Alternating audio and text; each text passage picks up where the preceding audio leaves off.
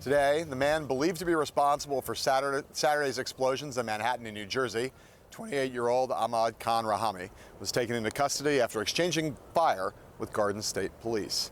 Authorities say Rahami is a naturalized U.S. citizen who was born in Afghanistan and reportedly traveled there several years ago, though there's no direct evidence that links him to the Islamic State, Al-Qaeda, or other international terrorist groups. Meanwhile, the Islamic State is claiming responsibility for a knife attack inside a mall here in Minnesota on Saturday night, where 9 people were stabbed by a 22-year-old man who was fatally shot by an off-duty police officer at the scene. Fortunately, no lives were lost in any of these attacks. The political world has been quick to react this morning after Donald Trump responded to the latest attacks by defending racial profiling on Fox News. Hillary Clinton made the following remarks from an airplane hangar in White Plains, New York.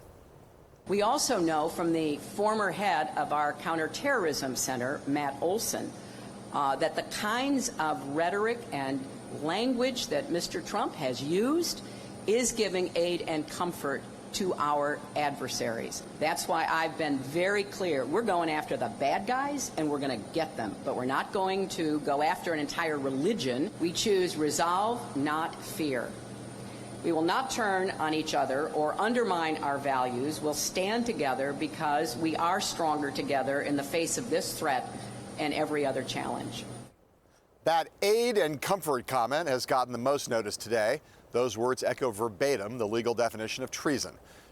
Trump shot back with this at his rally in Fort Myers, Florida this afternoon. Hillary Clinton talks tougher about my supporters than she does about Islamic terrorists, right? She calls the patriotic Americans who support our campaign, many of them cops and soldiers, deplorable and irredeemable, and she means it. Millions and millions of people. Has she ever talked that way about radical Islam? No. The prospect that the final weeks of this election might be dominated by a terrorist attack or more than one has been talked about for a long time now, and today was a test case for how both candidates would deal with this kind of event. So, Mark, my question to you is, how do you think they did?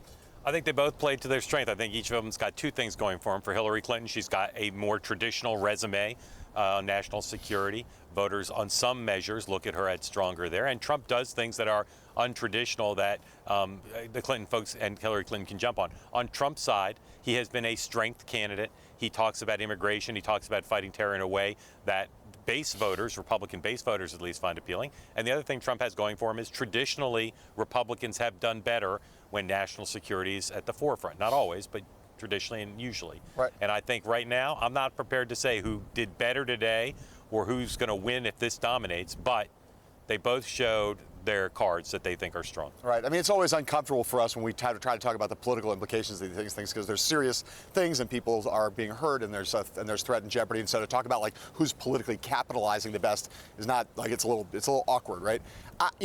She is.